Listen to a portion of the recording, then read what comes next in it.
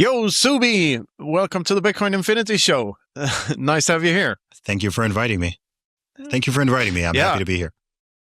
Yeah, cool to have you here. We met in El Salvador. I think that's the first time we met, right? Back in November.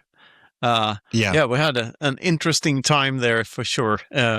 Interesting dinners and stuff. Yeah, and I said, yo, Zuby, is that the correct way to address a rapper? I don't know, like it was back in the 80s.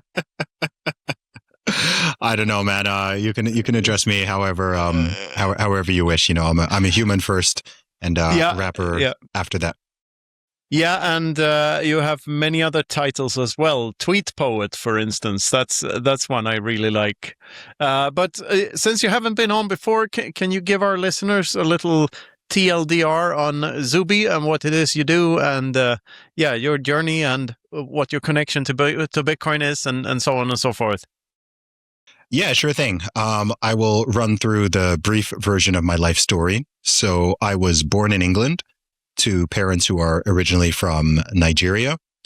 I grew up in Saudi Arabia, moved there when I was a 1-year-old baby, and I lived there and I went to school there until I was 11 years old, at which point I went to the UK for boarding school. So from the age of 11, I was traveling internationally by myself between Saudi Arabia and the UK multiple times a year. I went to boarding school for 7 years, and then I did well in school and I got into Oxford University, which I went to when I was 18 years old, and I studied computer science. When I was in Oxford, I started rapping, as most Oxford University students do, of course. And I actually released my first album when I was in my second year of university. It was an independent album called Commercial Underground, and I ended up selling a few thousand copies of it completely independently. So that was when my music career initially started. That's when it had its spark. After I graduated in 2007, I took a year out and I did my music full time for 1 year, and I released a second album called The Unknown Celebrity. And then I moved to London. I already had a job offer to work with a big management consulting company, and I moved to London and I started living this dual life where by day I was a management consultant, and by night and on weekends I was a professional rapper. And I did this for a few years until both careers were sort of progressing to the point that they started to clash more and more with one another. And in late 2011, I made a huge decision which changed my life trajectory, and that was to leave the corporate world and to pursue my music full time. So I have now been self-employed since October 2011. And over the course of that time, I have released several more albums, done multiple tours, lots of gigs. I have also started a podcast as of 2019. So I've been running my podcast, Real Talk with Zuby, for over 7 years now. I have released 2 books. The first one was a fitness book called Strong Advice, Zuby's Guide to Fitness for Everybody. And the second one was a children's book called The Candy Calamity. I'm currently in the process of writing my third book. And gosh, what else do I do? I'm a public speaker. I am a Bitcoiner. I've been in the Bitcoin world since 2017. And I've spoken at lots of Bitcoin conferences. And I'm known in lots of different circles by different people for different reasons. I'm at the intersection of a lot of different worlds. So some people know me more for my music. Other people know me more for my social and cultural commentary or just various things I post on social media. Some people know me through my podcast. Some people know me because of my books. Other people know me through the world of Bitcoin and everything that entails. And ultimately, my main goal has never changed from when I was 18 or 19 years old, which is to positively impact as many millions of people as I can through my words. And I thought all of that was just going to happen through my music. But as I've mentioned, it's expanded just beyond music now.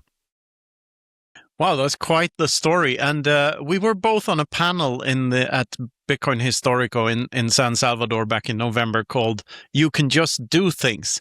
And I think we were both on that for sort of the same reason. I call myself an international village idiot these days because like I don't really know what it is I do, but I do a lot of it, and it's a lot of different things. I mean, writing books and music is part of my background too, and even Nigeria plays a role in my background. My dad used to work there when I was a teen, so I visited Lagos when I was 18. So yeah, but you have some banger tweets as well, like pointing out the flaws of Clown World. One in which it was one. I remember a particular story when we were in a car and you told us the story of your most viral tweet, the one that Donald Trump retweeted, if I'm not mistaken. What was that? Which one is that? Is that the deadlift? I think, yeah, it's the deadlift one. Oh, okay. Yeah. Okay. So, yeah, gosh, we're actually coming up to the 7-year anniversary of that tweet. I posted it on February 26, 2019. I very specifically remember it because my life has never been the same since that moment. So on this fateful day in February 2019, I posted a single tweet with a 9-second video of me doing a 230 kilo deadlift quite easily. And I said, I keep hearing about how biological men have no strength advantage over women in 2019. So watch me destroy the British women's deadlift record without trying. P.S. I identified as a woman whilst lifting the weight. Don't be a bigot. So I put this out to my 19,000 followers at the time, which I had accumulated over the past 10 years. And I thought it was going to get a couple of LOLs, a couple of likes and reactions. And lo and behold, this tweet just went insanely viral. The video on Twitter alone ended up getting over 4 million views, and it was reposted by influential people all around the world. It made the news in the UK, in the USA, in Canada, Australia, lots of different places. It led to a huge multitude of interviews with everyone from Tucker Carlson to Joe Rogan to Ben Shapiro to, I don't know, just podcasters, mainstream media. A lot of people just discovered me through this single silly tweet of me doing the deadlift. And that kind of thrust me into this whole world where a lot of people just wanted to get my opinions on various things that were going on in the world at the time. And so I like to say that the tweet itself went viral, but I also went viral in a way. So oftentimes, there will be a social media post which catches a lot of attention for a short time, and then within a couple of days, it's fizzled out and nobody talks about it anymore.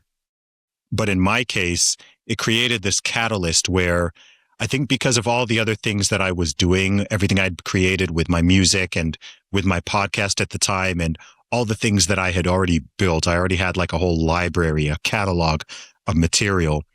And then when I was given all of these opportunities to speak to different people in the media, I guess I came across well and had interesting things to say in my interviews. So it created this snowball effect where, my followers just grew from 19,000 to 30,000, 40,000, 50,000, 100,000. And it just kept on going. And then it rolled into the next year of 2020. And we all know what happened in 2020 with the international pandemic or scamdemic, depending on somebody's view of it. And I was actually one of the few people who had a large social media following at the time.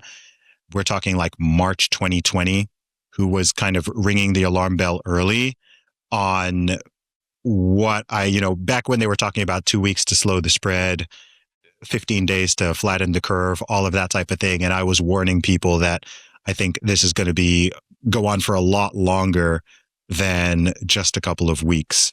And I was very much opposed to the lockdowns and to the mandates and everything that came with it, because I believe that people should be able to make those choices for themselves and their families and do what they think is best. I also thought the whole thing was largely overblown. Not that it didn't exist, but that it was overblown. And that made me very unpopular with a chunk of the population at the time, but very popular with other people who were a bit skeptical about the whole COVID narrative and the idea that every single country and city and person needs to just lock down and stay at home and never go outside, and that this and this and this should be forced upon people. That's not how I see the world. And so my following continued to kind of grow and accelerate all throughout those years, largely because of my pushback against that stuff. A lot of people say that I'm someone who they can kind of come to for common sense. So when the world is kind of going crazy and people are feeling like they're living in clown world or upside down world, I like to think that I can tend to think quite rationally and critically and not necessarily just go with the herd on various things. And I'm just honest and perhaps courageous enough to just say what I think, even if it may not necessarily be popular at the time, or it may get pushback, whether that's saying that, men can't turn into women and women can't turn into men, or saying that it's not a good idea to shut down the entire world for months or years on end because of a virus that has a, less than 1% chance of killing somebody that it infects. And it's not right to force masks and force injections into the population. These are just, I don't think these are super controversial viewpoints, but at the time they certainly were. So these are just like a couple of the things that have led to, I don't know why, I don't always know why so many people follow me and like what I say and take interest and want to have conversations like this with me. But there must be something that I'm doing which people find interesting and compelling and valuable. And I try to do it across different mediums and just help people think a bit more clearly, move the world closer towards truth, and encourage people to be the best they can be. Across everything I do, that's kind of the common message and focus. Yeah, I guess that's what I'm trying to do to a certain extent too. So, speaking of COVID, this is I haven't talked about COVID on the pod for a while, but I guess it's as good a time as any. The aftermath of it, and when we look back at it, I don't know what the scariest part is. I sort of expected people to convert to anarcho-capitalism in droves when they realized that no government was on their side, because it's so obvious to me that that was the case during COVID. They all wanted to decide over other people's lives on massive scales. And it was obviously theater in so many cases, because you can't just shut down all the infrastructure. So you saw like symphony orchestras with masks on and then a hole in the mask to play the saxophone or something, like ridiculous stuff like that. So the whole thing seemed so like a Python sketch, like too bonkers to be taken seriously. And I don't know what the scariest part is. Probably that people are that gullible. That's and like getting a confirmation that most of the population didn't wake up. Like maybe we doubled the number of anarcho-capitalists around the world, but we're still a super small minority. I don't know if you identify as one yourself, but at least skeptical of government. I mean, in general. So what's your take? Yeah, I mean, well, I don't consider myself an anarcho-capitalist, but I'm certainly skeptical of governments, and I'm surprised not everybody is. I think everybody claims to be, but when push comes to shove, you see just how compliant people can be. What was the scariest part of it? It was certainly something to do with the mass compliance. I think that what was most scary was how quickly authoritarianism was activated. And the authoritarian instinct that people have that normally sits dormant during normal times, it just came online. And I think you quickly found that perhaps 20 to 30% of the population is not just compliant, but is extremely authoritarian when given willing to rat on their neighbor. Yes, like exactly. Stasi style.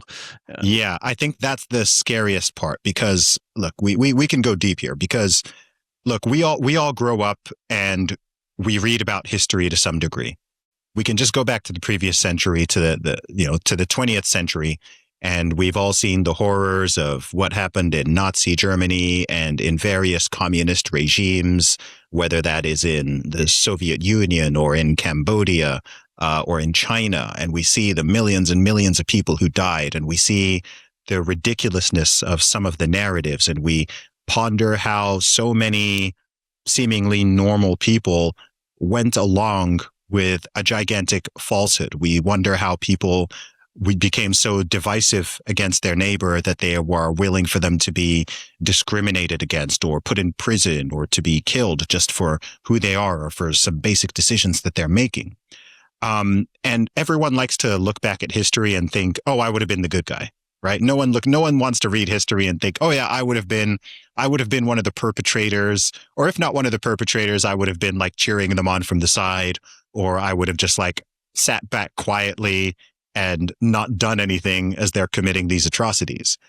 And I don't want to directly compare the government's response to COVID with the horrors of the 20th century, but from a psychological perspective, if you were paying attention, you can see the same psychology at play. You can see the divide and conquer.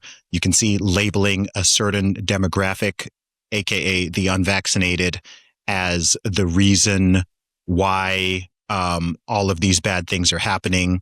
You can see the dehumanization of that demographic, trying to strip away basic rights from people, and people just falling into this idea that the government has the right and the authority to tell you literally if you can go outside or not, if you can see your friends or not, if you can see your own family or not, right? In any part of the West in particular, where people have always prided themselves on concepts like freedom and liberty and civil rights and human rights, it was absolutely shocking to see that all of that goes out of the window if you scare people enough, right? So all you have to do is make enough people afraid, and all of a sudden your rights are now suspended, right? Because people are scared. So because other people are scared and the TV is saying this and the politicians are saying this, you can no longer go outside. You now have to walk around with a diaper on your face. You now have to take this injection. You now have to stand in this square and walk on this arrow and do this and do that.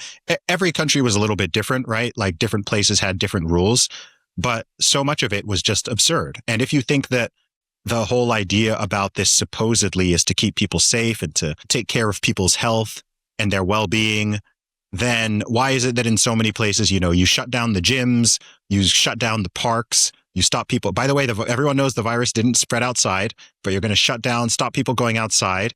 But you're going to close down the gyms, you're going to close down the churches, you're going to close down the recreational parks, all of these things, even if they're outdoors.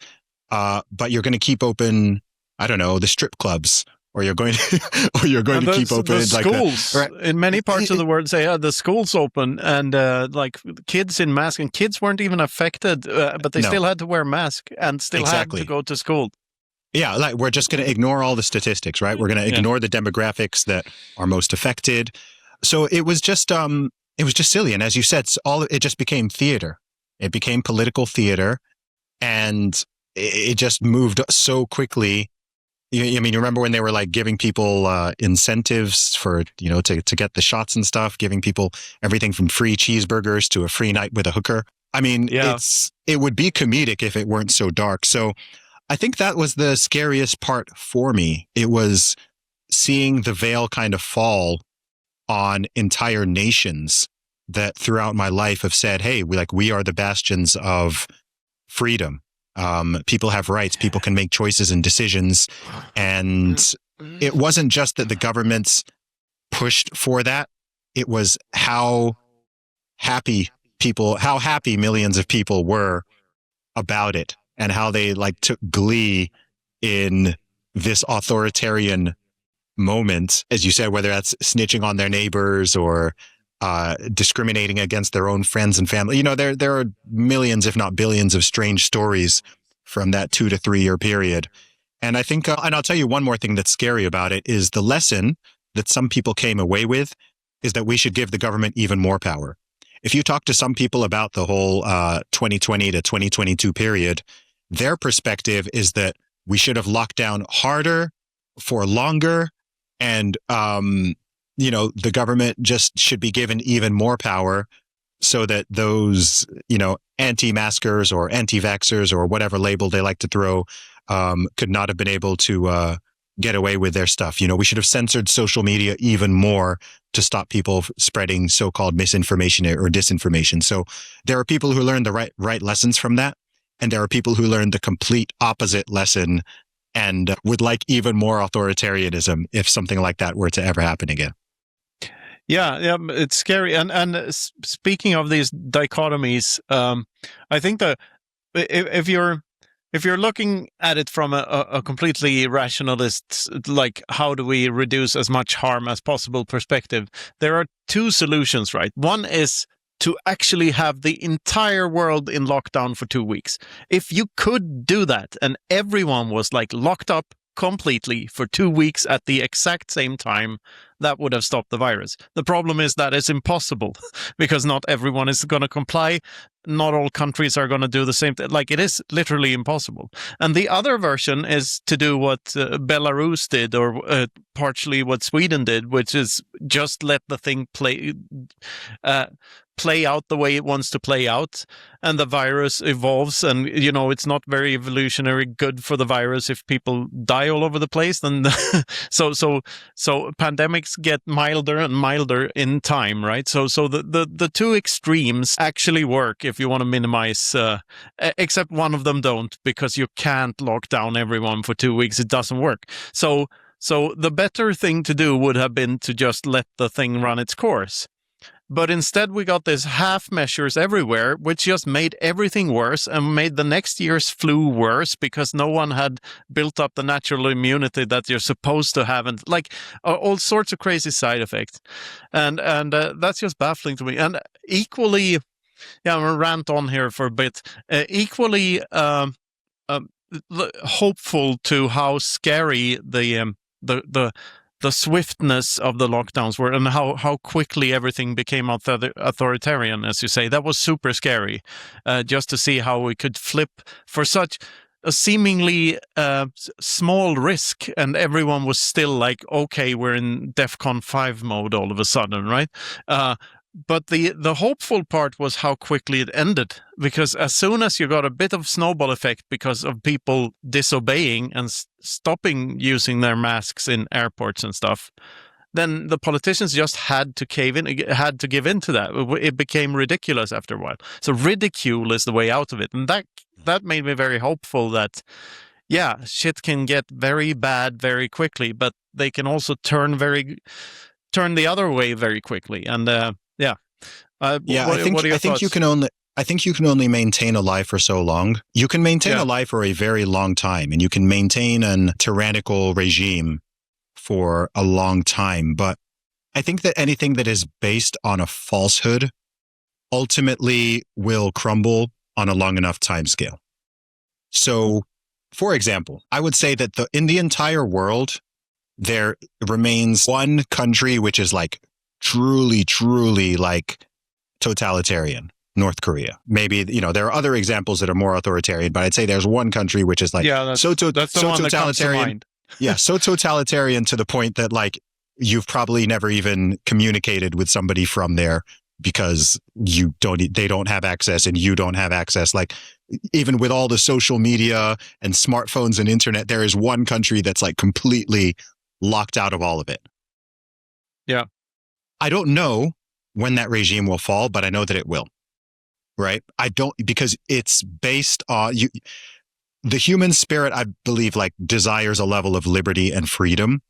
And you can it's the same way like censorship can only work for a certain amount of time, right? You can censor things, you can keep things away from people, but on a long enough time frame, like the truth just has a way of cracking through and overcoming lies and falsehoods. And if an entire structure is built on a falsehood, then at some point, I think it's going to collapse. So sometimes it doesn't mean it's going to be within our lifetimes. Sometimes things, lies can go on for a long time. But I knew, like, with that whole scamdemic narrative, like there were too many holes in the narrative for it to go on forever.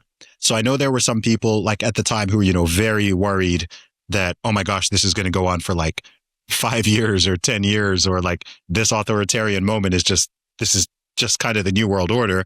And I was never blackpilled to that degree because I was like, nah, like they're lying too much, and people can see it. Even if people who don't want to admit it right? There's so many things you're just like, wait, this doesn't make sense. That doesn't make sense. They're contradicting each other. The politicians, the bureaucrats, the so-called public health officials, they're saying this, and then they're saying this, and then they're saying, it's like, there's just too much hypocrisy. And so, yeah, they managed to keep it going for up to 3 years in some places, but I knew that it would eventually crumble. It has, and I would like to think that it would not be easy for them to pull the same trick anytime soon.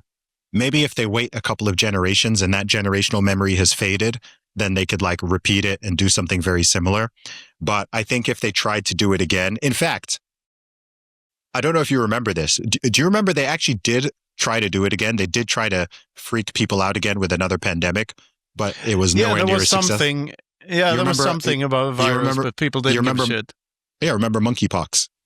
Monkeypox. That's what monkeypox, right? Yeah. Remember, they tried for like 1 or 2 weeks. They really, really tried to like terrify people again, and say, "Oh, we need to have another lockdown because of monkeypox and this and this." And yeah, it just it didn't work. I have a friend that thinks that paper straws was a test to like the first like primer to see how far you could push people, like how moronic people were. So like, all right, we're going to save the planet by using paper straws instead of plastic straws. Like, how could we get the infrastructure for that in place so quickly if it wasn't a test? Like, that's his thesis, that this is just a test of how far you can push me. And yeah, I just remembered another crazy thing during COVID from Dubai. I saw someone in a full hazmat suit spraying the tarmac on an airport with something. Like, there are jumbo jets all over and gold and marble and all the shit they have in Dubai, right? And he's there alone on the tarmac with some spray. It's such a theater, right? Dude, I have so many stories from, because I had a strange experience because I actually went to 9 different countries during it and over a dozen different cities. And so I have quite a different experience and perspective than a lot of people had because, most people were kind of like stuck in place. And me, I was there like trying to dodge lockdowns and stuff. So I spent time, in the UK, Portugal, Romania, UAE, multiple US states, Mexico, Greece, like Turkey. I was all over the place. And I wish I could say that the stupidity and the insanity was restricted to just a small portion of the world, but nope. It was not. Places were different at different times, but yeah, the general brainwashing and the general nonsense, it was the same across the board. And there were very few places who, approached it in a way that at least tried to make sense. I'm from Sweden, and Sweden is known for having a very loose policy during the COVID years, and everyone saw that as like, oh, they didn't have we'd never had a mask mandate, for instance. Unfortunately, I had already moved to Spain at that point, but anyway, but the thing is that the thing that people don't know is it's because we had an actual retard as a prime minister. Like, I think he has like a very low IQ person, like, and they didn't act. There was such a slow, like, just dim-witted government that everyone else started doing shit, and they were sort of late to the ball, and that's sort of what saved us. And also, there's a high trust in institutions in the Nordics, and for Sweden in particular. And we had the equivalent of a surgeon general who was quite a clever guy and who didn't buy most of the nonsense and just said, no, masks don't do anything. And so they trusted him, and it was a good advisor to trust. But that was sort of a fluke that we had a good guy in that position at that time. There's no guarantee for that, for sure. But yeah, it's interesting when you think about it in hindsight, what and also with the social distancing, when they said you have to stand 2 meters away from another person, and everyone in Sweden is like, why do we have to stand that close? That's super awkward. I want my regular 20 meters, like when I'm in a line for the bus or something. So there was no problem with that. That's funny. Well, God bless Sweden. I'll tell you what, my sort of view of Sweden went up significantly during those years. For why ever they handled it the way they did, rightly or wrongly. If someone had asked me, okay, if someone had told me in 2019, look, in 2020, 2021, like, this is going to happen, which country in Europe do you think is going to like not go along with this PSYOP? Sweden would not have been my guess. So, No. I was like, okay, good. Sweden, half rhymes with freedom. And I've now been to Sweden as well. I went to Stockholm. I went there for my birthday in 2024. I felt like cool. I had to pay a visit to the country after my respect for it went up. So I liked it as well. It was a nice city. I went to Uppsala as well. Very nice city. Yeah. Nice. So yeah, Sweden was cool. Yeah, both Uppsala and Stockholm are very beautiful cities. Like they kept a lot of the old beautiful architecture there, and they're beautiful cities. However, I wouldn't trust Sweden with the freedom stuff. It's just as woke and retarded as anywhere else. I know. The biggest disappointments for me during the Novid era was, of course, Australia and Canada, which I've always viewed as bastions of freedom, like some of the last bastions of freedom in the world. I grew up with, in the 80s, the Crocodile Dundee was what we knew about Australia. And it's this guy not giving a fuck about anyone else or anything else going on in the world. And that's like refreshing even back then. But Australia was like some of the worst COVID policies of all countries. Bro, they were crazy. Yeah. They were absolutely crazy, and it's a strange thing because, I mean, I understand it psychologically why most people at this stage in 2026 don't really like to talk about this subject, because most people, the majority, went along with it and they didn't question it. And a lot of people did stupid things and they said stupid things. And a lot of people discriminated against even their own loved ones and so on. And it's in human nature to kind of not want to save face and to not want to acknowledge that, which is why I think it's like very rare to even have people who have public platforms who have actually said, I'm sorry, I'm sorry for some of the things that I said. And I shouldn't have said this. I've seen a couple of people do it, but I could probably count them on one hand. And, this is across the entire world. I could count them on one hand. And, and it's a shame, because if you don't learn from things, then they're quite destined to repeat. And yeah, I don't know, man. It was a very, very weird time, but I learned a lot about humanity, most of it not positive, but either way, I think it's better to be closer to the truth. Welcome to Knut's super awesome Bitcoin school. Should you use fiat money? Of course not. It's fake. It's counterfeited by the state, and you should buy Bitcoin instead. How do you buy Bitcoin? Well, you can buy them off a friend, or you can go to an exchange. We recommend you go to bullbitcoin.com and buy them over there. They also got an awesome mobile wallet if you should ever want to use your Bitcoin. So go to bullbitcoin.com and use code Infinity for a discount. If you don't want to sell your Bitcoin, but you want to keep them for a long time, you should put them in some kind of cold storage. For that, we recommend Bitvault. Bitvault is a wallet that protects you against physical attacks, and they put your Bitcoin in a multi-sig time lock clever solution. So you should check them out at bitvault.sv and use code Infinity for a discount. To put your Bitcoin in cold storage, you also need a hardware wallet. We recommend the Bitbox. Bitbox is a great hardware wallet that has been around since forever. It's super easy to use, but also has advanced features, and it's privacy focused. So go to bitbox.swiss and use code Infinity for a discount. If you need further advice on how to do any of all of this, you should go to thebitcoinadvisor.com. They're our friends from Australia, and they're great. They have a multisig setup, a collaborative multisig, so that you can make sure that your descendants and your heirs inherit your Bitcoin when your time is due. So go to thebitcoinadvisor.com and use code Infinity for a discount. So to recap, get rid of the fiat, and remember, bullbitcoin.com, bitvault.sv, bitbox.swiss, and thebitcoinadvisor.com. Use code Infinity everywhere. And don't forget to brush your teeth. Over and out. Yeah, on to less depressing topics. Was this your first time in El Salvador in November? No, second. Second. Yeah, same for me. Yeah, I went for Bukele's inauguration. Oh, cool. And what was your takeaway from the last trip? A lot has happened since Bukele's inauguration, I guess, because a lot has happened like just in a year.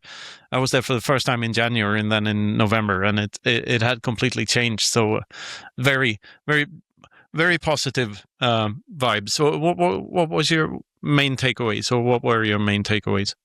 Yeah, sure thing. Well, first is that, we're both talking about not trusting politicians and not trusting governments, but I think I can say hands down that of all the world leaders that exist today, Nayib Bukele is the one that I like and respect the most. Of all the presidents and prime ministers across the world, he's one of the only ones who genuinely, truly seems to care about his people and care about his nation and have the courage to actually do things that will make the place better.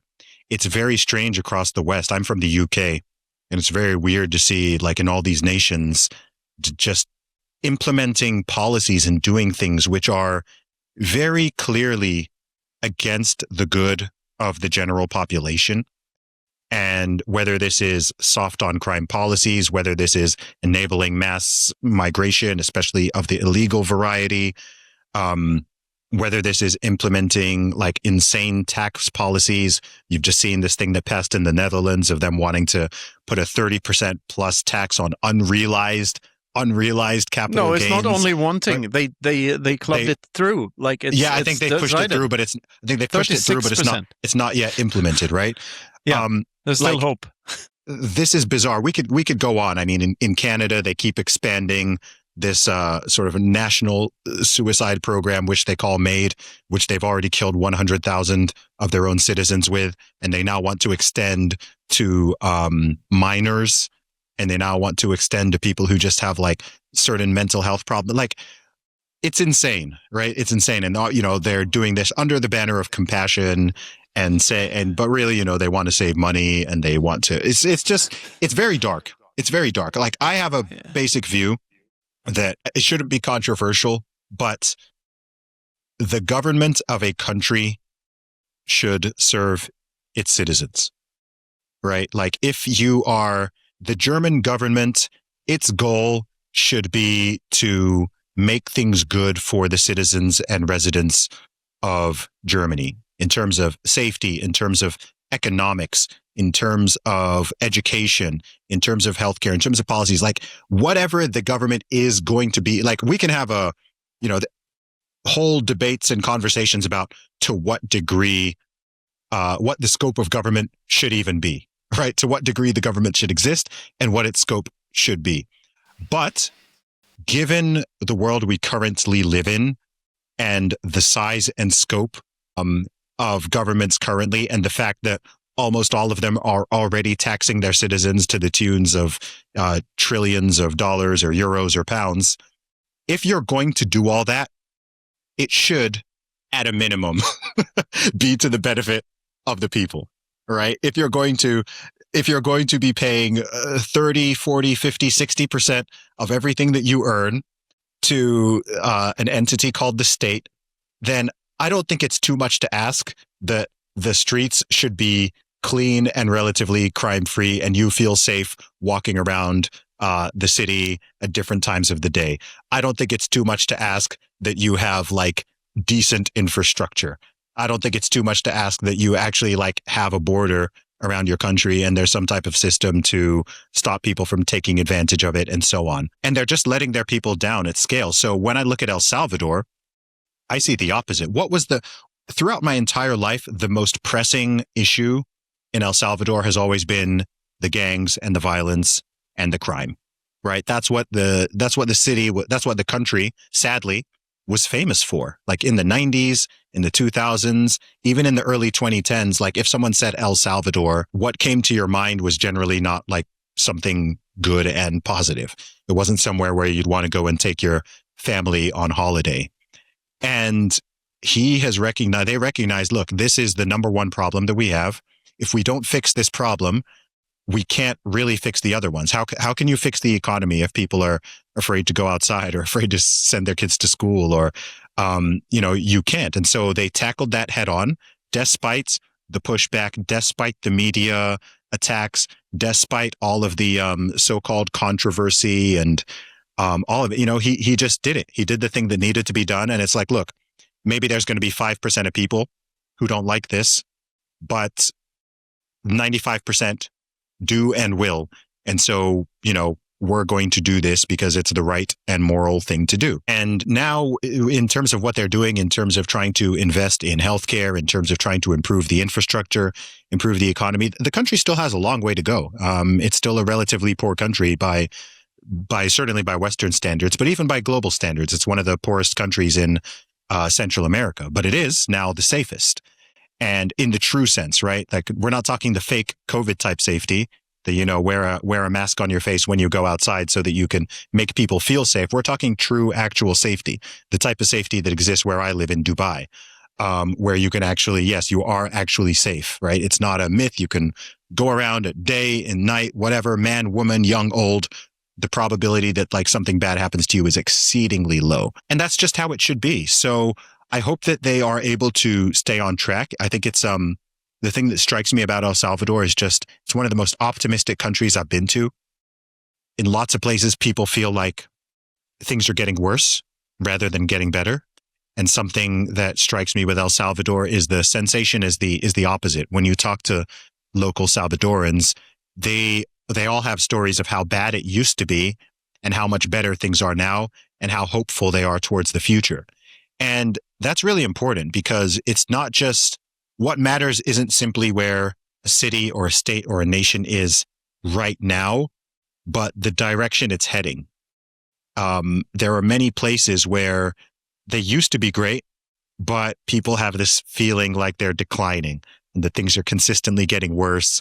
The opportunities are fewer. The streets are not as safe.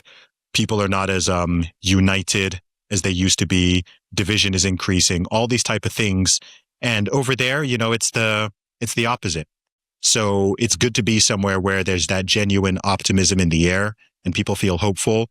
It's actually nice to be somewhere where people have like not a trust in the government that is not, how would I put it? A trust that's actually been earned, right? Not a trust that is assumed just because it's the government, but because, okay, like they're actually doing things that are beneficial and things that are in line with people's democratic choices. So I'm rooting for that. I'm rooting for that country, man. I would love to see El Salvador become like, I don't know, the Switzerland of the Central America or the UAE of Central America. Like, I would love to see that happen. And so I'm rooting for them, and I hope they can do it. Yeah, I can just echo most of that. I mean, the fact that we, in most Western countries, pay, as you say, between 30 and 60% in taxes. And if you add the inflation and all other things like exponential growth we never get to see, and if you add all that in, it's probably more like 80% everywhere. Mm-hmm. And like the fact that we don't have clean streets, and we still have crime, and we still have all sorts of crap, it's sort of what radicalized me. I see all of these countries just go in the wrong direction, and it's like the government grows like a cancer over time. You can't stop it. In El Salvador, in contrast, then, I'd say there's a Churchill quote, you know, the democracy is the worst form of government except all others that have been tried.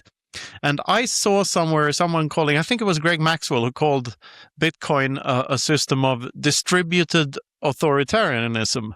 And I'd like to paraphrase Churchill and say distributed authoritarianism is the best form of government except all others that have been tried. And I think Bukele might fall into that camp because it is sort of distributed authoritarianism. He even called himself like a dictator at one point. It was mostly to troll the other countries, like the El Más Popular Dictador del Mundo, or whatever he called himself. And he has like more than 90% approval from, like you say, like 95% of the population like him. So in that case, it functions sort of like the consensus rules of Bitcoin. If everybody likes it, like, why change it?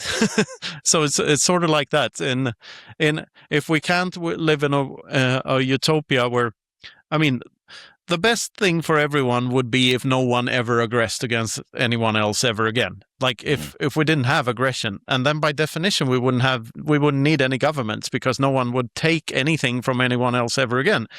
But we can't. That's a utopia. That will never happen. So on our way to that, or in approaching that, I think it's better with a Bukele type character, definitely, than than a coalition of 8 parties in some 100-year-old democracy that just keeps growing into a bureaucracy rather than a meritocracy, and everything just costlier and costlier every year, and every institution screams for more and more money and higher budgets, because that's how they make money. They fail to they fail their old budget, so that's their only way to get more money next year, right? So Yeah. no, the incentives are all skewed. Yeah. Yeah, on this subject, I mean, the thing with me, and there are people who criticize me for sort of seeing the world this way or having this opinion, is I care far less about the structure and supposed form of government than I care about actual results on the ground. Okay? So I do not live in a democracy. I moved from a democracy to a monarchy, right? I live in the United Arab Emirates, and I grew up in Saudi Arabia. I've spent a lot of my life living in non-democracies. I'm from the UK. I've spent a good amount of time in the USA. I've traveled to about 50 different countries, so I've seen all sorts of things. And there would be people who are confused as to, why would you want to live in the UAE? It's not a democracy. You don't get a say. You don't get a vote.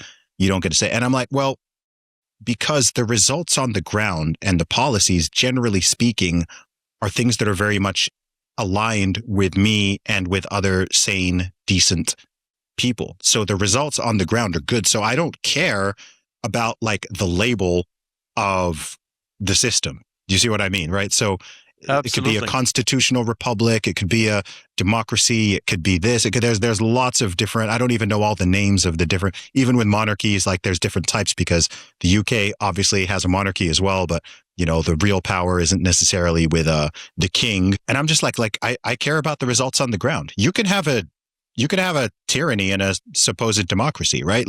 You were just talking about Canada and Australia during the whole scamdemic period.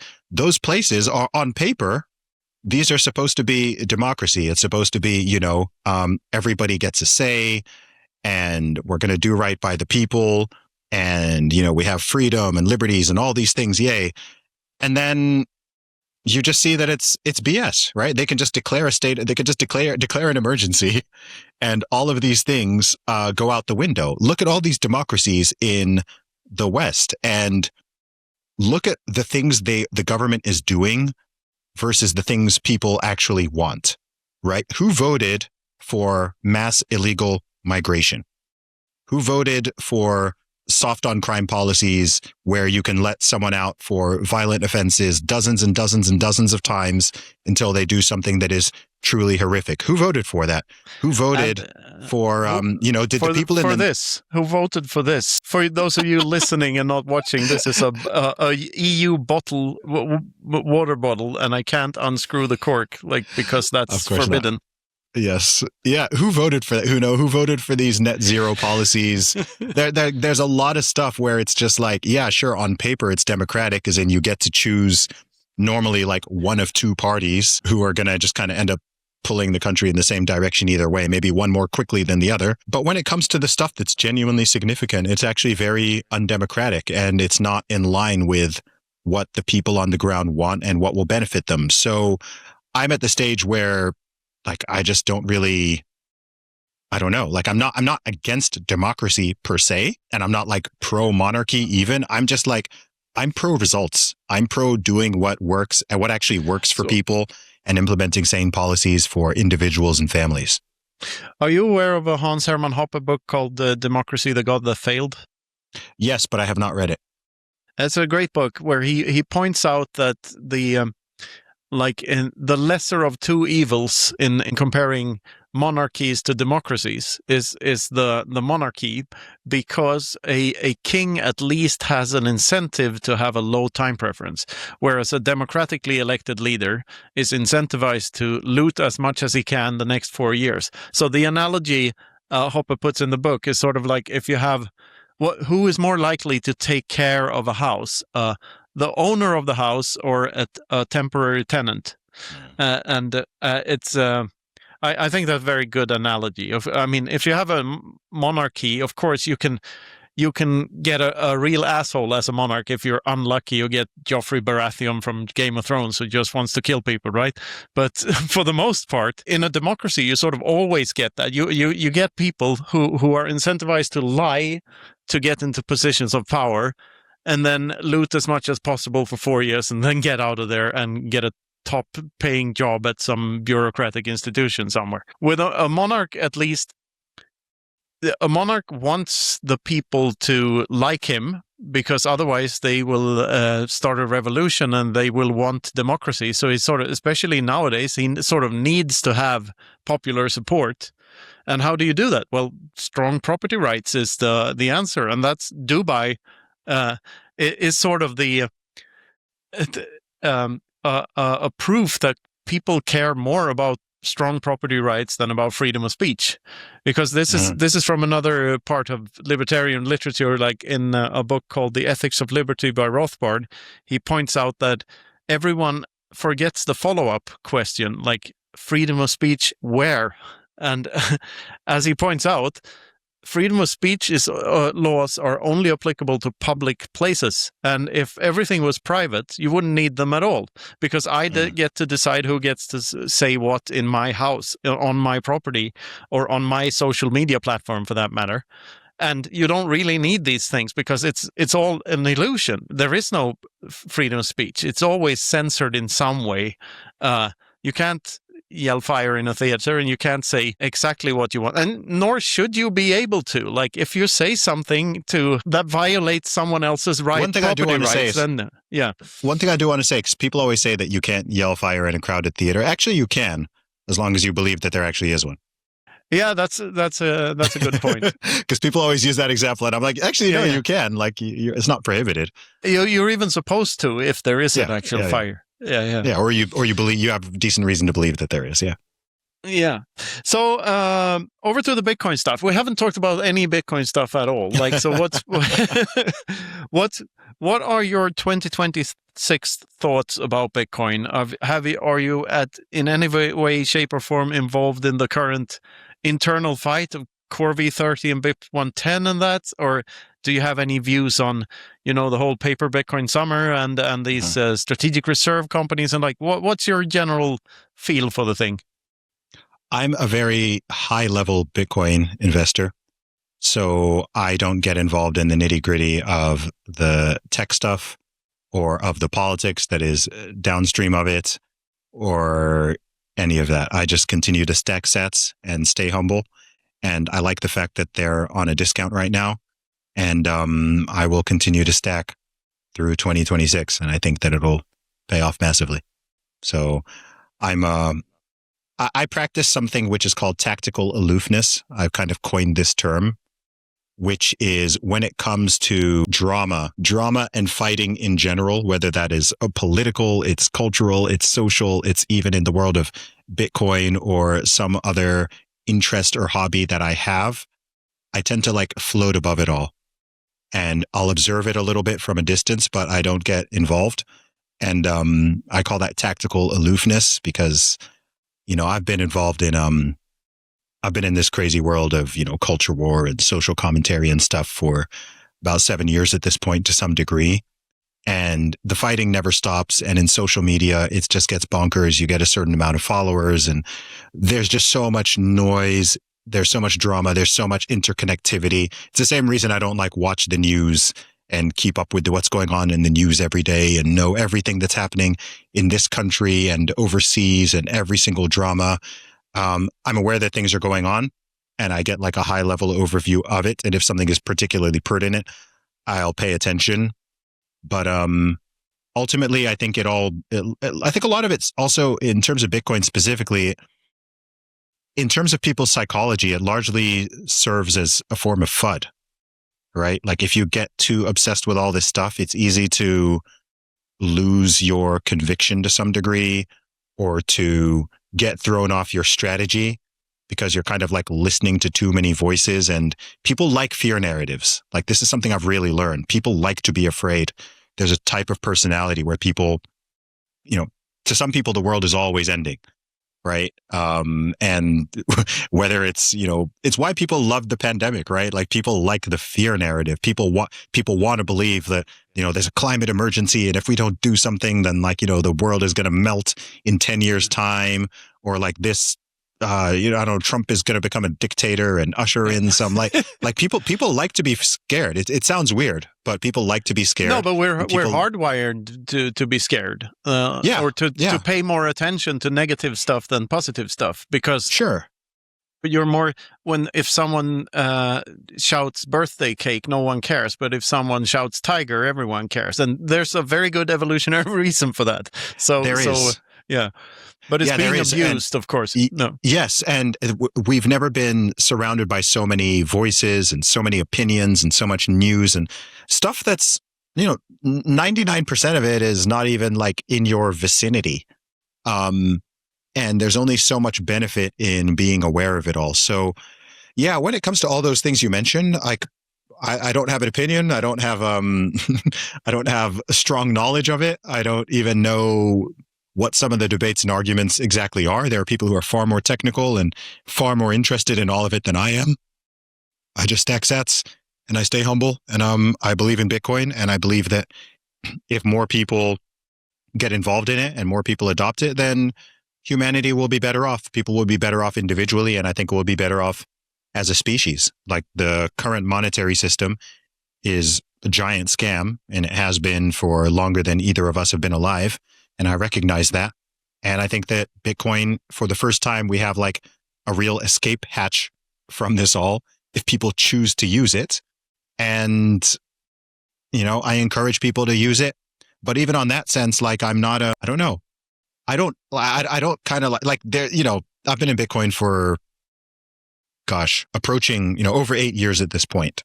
And to this day, of course, especially at times like this, you've got all the naysayers, you've got all the it's going to zero, I've told you so. You've got people who've been tweeting since 2012 about how Bitcoin is going to zero, right? And celebrating every time it takes a dump in terms of dollar terms.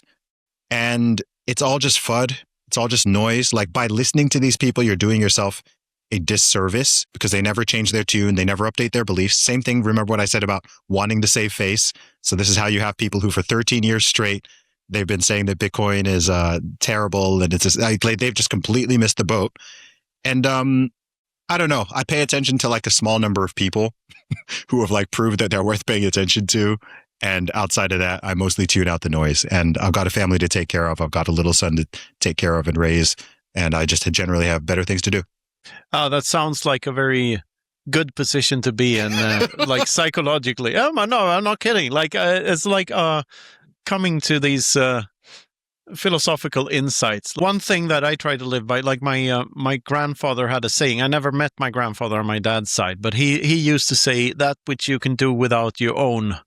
And it's taking me decades to actually grasp the foundness of that thing, because it means like it's like the flip side of the things you own end up owning you. So like if you can minimize your material desires, you own everything, like because you're completely in charge of your urges. And if you win that, like then you're by definition rich without even needing money. Like it's such a and especially when you find Bitcoin and you have this thing that goes up in value over time, so you're no longer incentivized to overconsume or anything like that, but you're rather incentivized to just, as you say, stay humble and stack sats.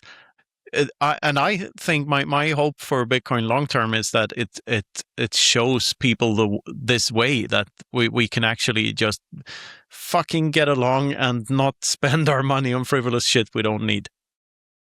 Yeah, I'll tell you something else, Knut. It's like something I've just accepted in life as well is just that it's really hard to change people's minds, and most of the time, it's not.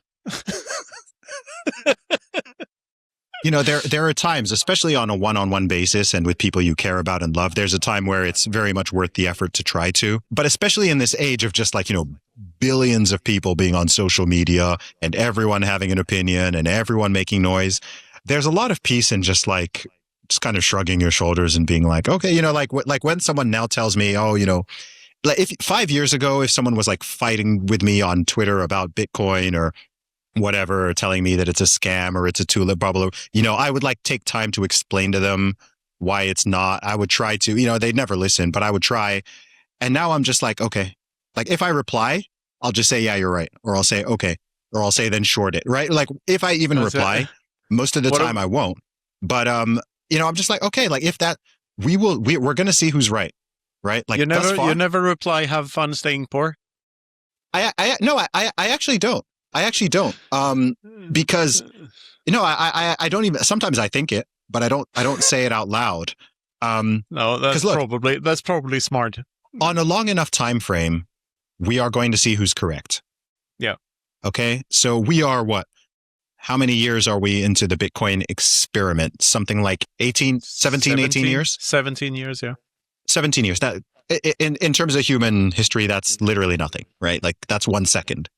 Yeah. So we're going to see. I mean, thus far, it looks like the Bitcoiners are pretty correct. 10 years from now, 2036, we can come back and we'll see. 2046, we can come back and we can see, right? Are the people who are screaming, oh my gosh, it's going to zero, this thing's going to fail, like all their narratives, like we're just going to find out. So I recommend to people, hey, at a minimum, I'm like, you should do some serious, like take some time out of your day and really, really research Bitcoin and its value proposition and what it is. That's what I urge to people. Like just don't be ignorant. Don't remain ignorant. Like this is too important for you to remain ignorant. And then I kind of just leave it at that. If someone is genuinely humble and they're curious and they're open to learning, I'm happy to explain things as much as I can explain things. But if it's just someone who's already coming in with like a very, very strong opinion of like how it's, whatever they think it is, and they haven't they can't be bothered to even do like they're already on the internet, right? And they can't even be bothered to do like some very basic research. Like that's not my job. That's not my job. So I'm just like, okay, cool. Like you do you, you do you, and we'll see. If in 10 years time, like in 10 years time, maybe, the whole experiment fails and, it genuinely goes to zero. Oh, wow. Okay. Like darn, I don't know how that's possible. It can happen, but, I'll be like, okay, cool. You know what? I was wrong. I was wrong. But the other way around, that won't happen, right? Bitcoin in 10 years time could be like $2 million and they'll still think that it's a scam and they'll still think it's a tulip. But like they've just watched it run from like $50 to $2 million and they're still there like screaming about how it's going to zero. And I'm just like, all right, like, I don't know, man. The Bible talks a lot about pride, and it's for this very reason, right? Pride really comes before the fall, and people need to just like be able to accept, hey, I could be wrong. Maybe I have some things I still have to learn. And yeah, it's how I try to approach life. It sounds like a sound approach, and I probably have a lot to learn from you there on that front, because I still get the urge to point out when someone's wrong on the internet, and maybe I should do it a little less. Yeah. But so before we wrap this up, we're coming up on a little more than an hour here. Is there anything we haven't talked about that you wanted to talk about? Anything that comes to mind? No, not specifically, man. I hope that people who have been listening have been able to get some value out of this in terms of information or entertainment or perspective, whatever it may be. Hopefully I think they definitely are. Hopefully I've said something that is that's of interest. And people can find and follow me online on all social media platforms at Zuby Music. That is ZUBY Music.